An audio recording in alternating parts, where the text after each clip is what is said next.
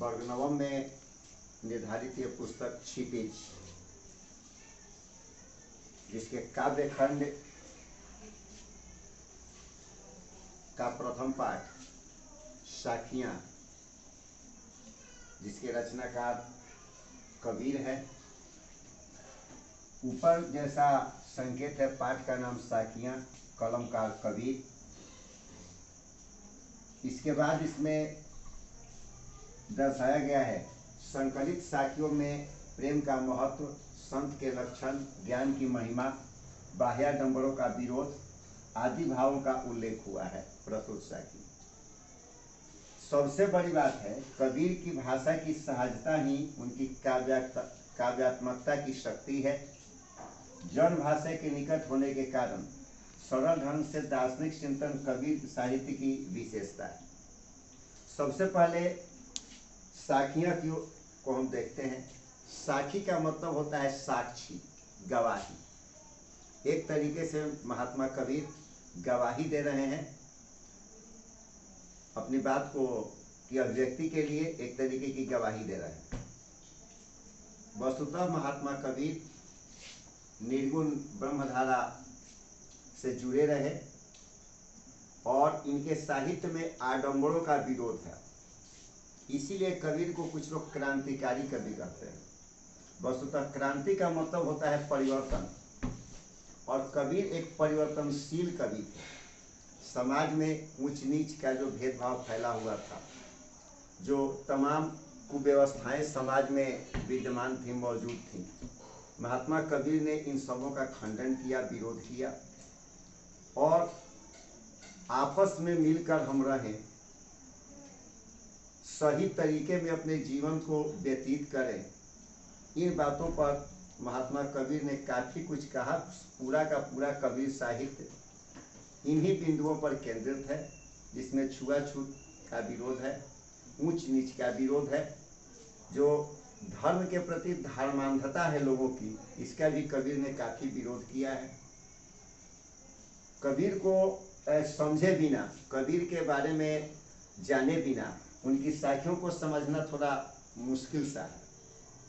इसलिए सबसे मुख्य रूप में हम ध्यान केंद्रित करें कि जो आडंबर समाज में फैला हुआ था, जब महात्मा कबीर हुए, उस वक्त के समाज में जो आडंबर फैला हुआ था, जो असमानताएं थी, खाइयाँ थी, दूरियां बनी हुई थी समाज में, कबीर ने खुलकर इसका विरोध किया।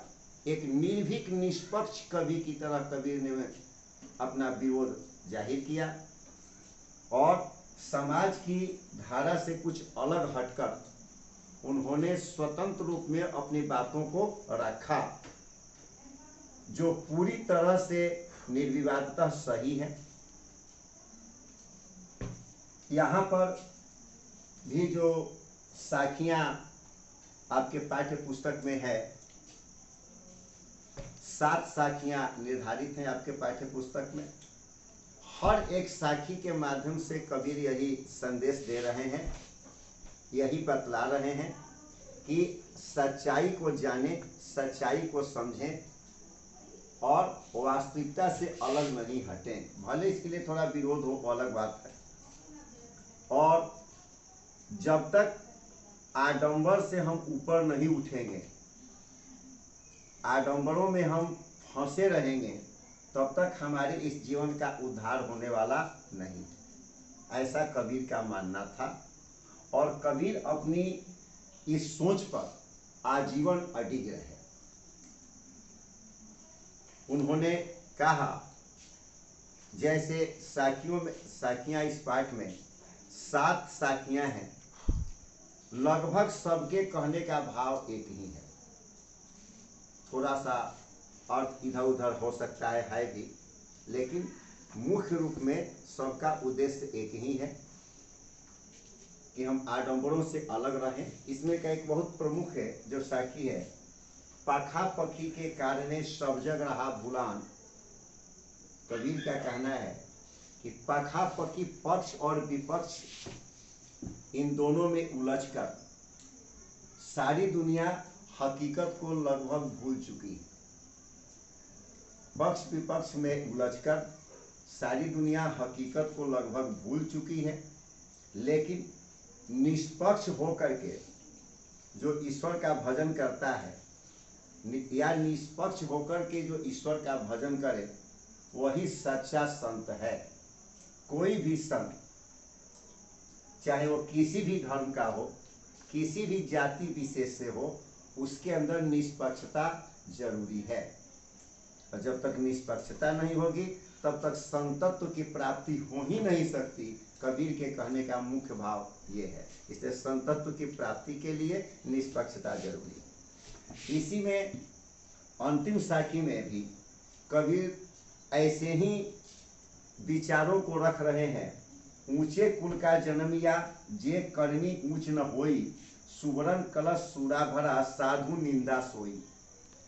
यहाँ भी कबीर के कहने का भाव इसी ओर ज्यादा केंद्रित है कि यदि कोई व्यक्ति ऊंचे कुल में जन्म ले ले, लेकिन यदि उसका कार्यकलाप, उसकी करनी अच्छी नहीं है, तो वह व्यक्ति वैसे ही है जैसे किसी सोने के कलश में सूरा मतलब मदिरा भरी हुई हो।